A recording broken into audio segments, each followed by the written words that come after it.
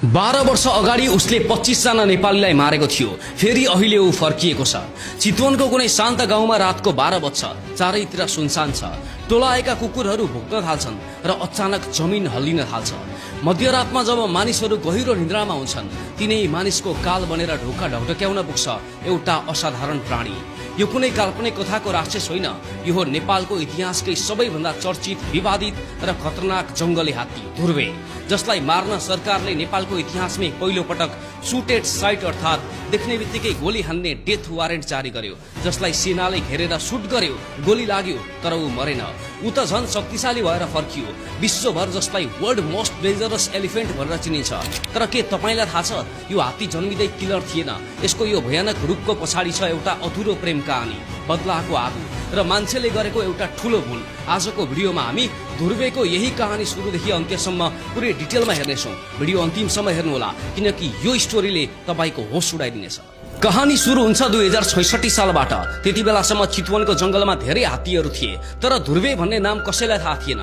ऊ केवल जंगलको एउटा सामान्य युवा भाले हात्ती मात्रै थियो। तर 2066 सालको एक साँझ चितवन राष्ट्रिय निकुञ्ज भित्र रहेको नेपाली सेनाको गोरखनाथ गण अन्तर्गतको ध्रुव पोस्ट आसपासमा एउटा ठूलो हलचल मचियो। जंगलबाट एउटा विशाल भाले हात्ती निकुञ्जको सुरक्षामा खटिएका सेनाको क्याम्पतिर अघि बढ्यो। उक्त पोस्टमा नेपाली सेनाले पालेकी एउटी सुन्दर पोथी हात्ती थिइन्। जंगली भाले हात्तीहरू प्राय घरपालुवा पोथी हात्तीप्रति आकर्षित हुने गर्छन्। ध्रुवे पनि तिनै पोथी हात्तीलाई लिएर जंगलतिर भाग्न चाहन्थ्यो। उनीहरूको भाषामा यो प्राकृतिक मिलनको प्रयास थियो। तर सैनिक कडा सुरक्षा र सांग्लोमा बाँधिएकी पोथी हात्तीलाई ध्रुवेले लैजान सकेन। आफ्नो प्रेम असफल भएपछि त्यो हात्ती यति धेरै रिसायो कि उसले सेनाको पोस्टमा ताण्डव मचाउन थाल्यो। ब्यारेकका पर्खालहरू भत्काइदियो, सेनाका जनावरलाई लखेट्यो र क्याम्प भरि आतंक फैलायो। पोथी हात्ती लैजान नसके पनि त्यस रात उसले सेनाको साथ लियो। लगत्तै सुरक्षाकर्मी र निकुञ्जका अधिकारीले गोरखनाथ गढको ध्रुव पोस्टको नामबाट त्यो आतंक हात्तीको नाम राखिदिए ध्रुवे। ध्रुवेको पहिलो आतंक त सुरुवात मात्रै थियो। त्यसपछि उसले चितवन आसपासका गाउँहरूमा आफ्नो उपस्थिति जनाउन थाल्यो।